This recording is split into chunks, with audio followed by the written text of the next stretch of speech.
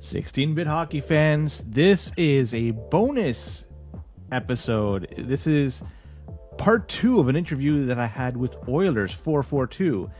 And this was after we finished the show. I kept recording, and there was some great discussion that was happening behind the scenes. I did not want to lose it, so this is a bonus release, and I hope you enjoy it because we talk about myself and he playing in NHL 94 on the Super Nintendo. We talk about the Fighting ROM and a few other things. It's a brief one, but still, I enjoyed it, and I think you will as well. So sit back and soak this one in. I can't remember playing you in Super Nintendo. I don't play a lot of it. Yeah, I know that you're not way too active on it, but I keep I get basically like on my recommended on YouTube, your videos will come up like, with the podcast or even like just like your polls that you put up and whatnot. Like I remember there was one night that I was looking up, this was probably 6 months ago, something like that. There was one night that I typed my username Oilers442 in YouTube. And I think I was just trying to get to like a couple of my old games that I had uploaded from like a series that I had uploaded years ago, like with the fall 2013 SNES Classic finals. And it was then that I was aware that from some of the games that you and I played, I think both last summer and last fall, you had uploaded something like 3 of our games to YouTube. Yeah, I see them here. And so I watched them back, and it's like I remembered playing all of them. There was one in particular I did not remember playing. And it's like I watched these 3 games, and I think I only won 1 out of the 3 that you uploaded. So I'm kind of scratching my head. It's like, man, Len's pretty damn tough here in Super Nintendo. Well, to just give you some context, is I only upload games that are noteworthy. If they're close or something interesting happens. If it's a blowout, I'm not going to post it because who's going to want to watch that? So we may have played 10 times, and I won those 2 times out of 8. And then, of the 3 I posted, I won 2 out of 3. But there may be a bunch of games that just never got aired because they were just so shitty. And so I don't know. It's possible, but I don't remember us playing even say 10 times. I really only think we played 5 or 6 games at most. And I really don't remember blowing you out in any of those games. Not only that, but it's like just watching the ones that you did upload. You can clearly tell that you know what you're doing defensively, and you knew some counters to what I was doing. And so just on that alone, I think practically all the games we played were close. Maybe I very well did win more than I lost, but I honestly don't remember that. And I'm not saying that just to stroke your ego either. I really honestly don't remember like winning a majority of the games. I think you're a lot better at Super Nintendo than you give yourself credit for. Maybe the case. I did a league 6 months ago or so. Maybe I think it was actually more than that. It was the Fall Classic, and it was in the C-Division of Super Nintendo. And I remember everybody picking teams, and I was kind of like mid, and I was like, I'm gonna pick something different. I'm not gonna pick like the top tier teams. And I do this with all the classics now. I'm gonna pick something different, and I picked New Jersey. Oh yeah, and I picked New Jersey with the intention. It's like, in New Jersey, they got heavy guys. I'm going to play with Stevens and Kasatonov. Kasatonov's in New Jersey on the Genesis. Then I started playing. Where the hell's Kasatonov? Yep. He's not here. And I had to play with Fetisov. And Fetisov turned out to be this super slow, but an absolute tank of a player. Mm-hmm. This team in New Jersey is like, they're not bad. They're actually really good. Yeah, New Jersey, honestly, is one of my favorites on Super Nintendo, and they were one of the first teams that I did a write-up on the website.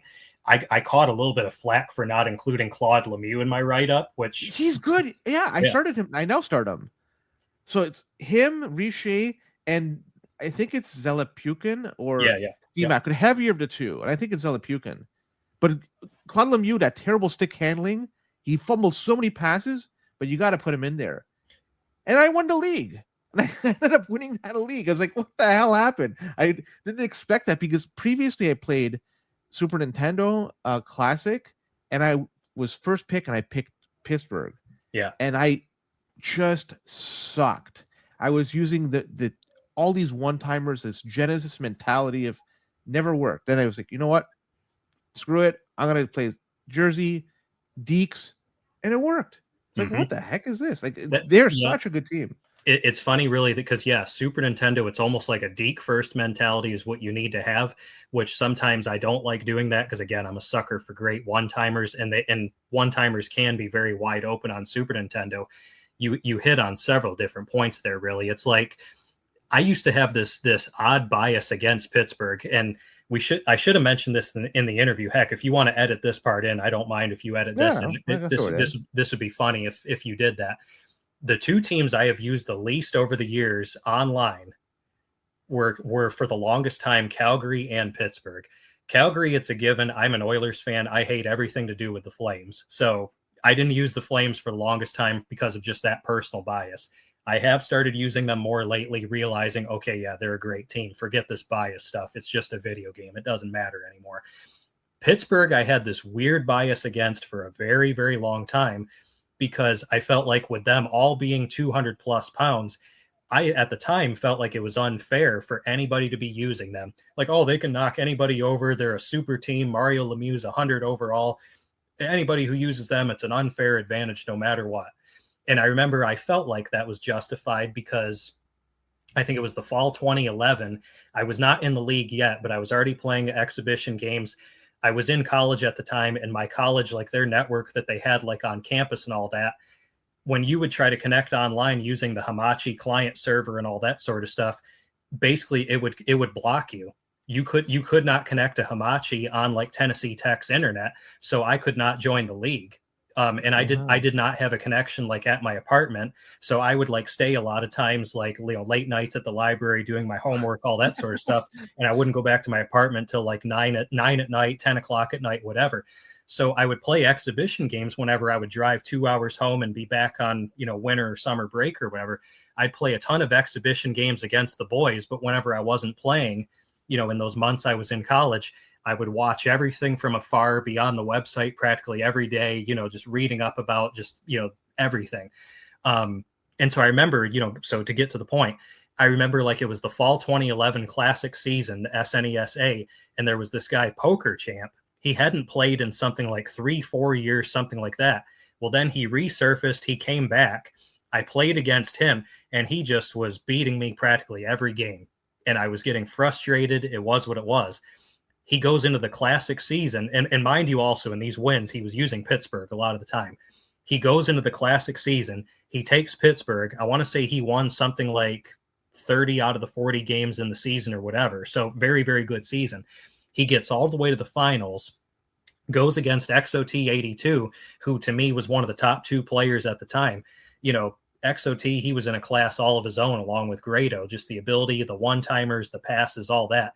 And he had Los Angeles. So I thought, oh yeah, he's going to wipe the floor with this Poker Champ guy. No problem. He's going to wipe the floor with him. He's, it's going to be like a revenge, if you will. He's going to get him back for me, if you will. And that didn't happen. Poker Champ swept him 4-0.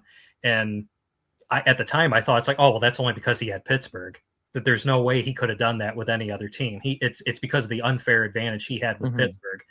So there was that. I'd used Pittsburgh maybe twice online in the first like 5-6 years that I was playing online.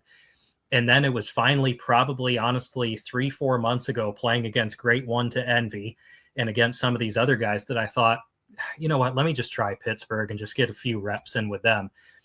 And I found very, very quickly, Pittsburgh is actually not that user-friendly of a team on Super Nintendo. They are a good bit slower because of the heavier weight. And so it dawned on me suddenly that it's like, this isn't nearly as much of an advantage as you would think. And so it quickly kind of flipped that script for me where it's like, okay, now I really honestly don't mind if somebody uses them, because if I use a Detroit or a Winnipeg that's a much faster team, for example, like at least like with Solane or Iserman, people like that, you actually do have something of an advantage over a heavier team like a Pittsburgh. And so that was where finally starting to realize that it's like, okay, weight is very, very important. Checking is very, very important. But that was where suddenly that love of speed came into play, because it's like, okay, now I get it. Why you can succeed with a lighter team that's faster, because I saw with my own eyes just how much sometimes using Pittsburgh is not necessarily always an advantage. Yeah, Larry Murphy is so slow. Yes, in the game. I mean, I guess maybe he got hot, but when I played with Pittsburgh, at least when I played, it was just, what is this? This guy's just pathetic. He's like, and I know you're slow. And I know Great One to Envy, he said the same thing. He actually goes out of his way to sub out Larry Murphy every time he uses Pittsburgh on Super Nintendo. Me, I wouldn't go that far just because I feel like Murphy's other abilities do make him an effective enough player, even though he's slow. But it's just, yeah, it's like I noticed that immediately with Great One. He'll take Murphy Who do you out. Put in like Stanton or Pack. He puts in Pack, and for me, it's a non-negotiable because the stick handling rating's too slow, and it's like, well, Pack's just as slow as Murphy is, so it's like, to me, it's like getting a lesser version. Exactly. So for me, it's like I might as well just leave Murphy in because I need all I can get with the lower speed. You mentioned though New Jersey, and it's like, yes, New Jersey is actually one of my favorites to use on Super Nintendo. I fell in love with them relatively early because with the different mix of the players that you mentioned, and then Fetisov and Stevens, you have a very heavy hitting blue line, that basically they're like a brick wall. Good luck getting through them. Yeah. They're actually, to me, one of the more user-friendly teams that I would recommend for beginners. 100%. Then that's exactly why, I didn't choose them for that. I mean, I kind of chose them because of the heavyweight, and I wanted Kasatonov. I was kind of disappointed when he wasn't there. But in the end, it was like, yeah, these guys are easy to use. You just point, aim, check, and they go down. This is great. And I will... Stevens, you touched upon it. Once Stevens gets moving, he's fast enough, and he's, it's a heavy guy. It takes a lot to knock him down. Like, he's an offensive threat. Fetisov was an offensive threat. I couldn't believe how hard it was to knock that guy off the puck.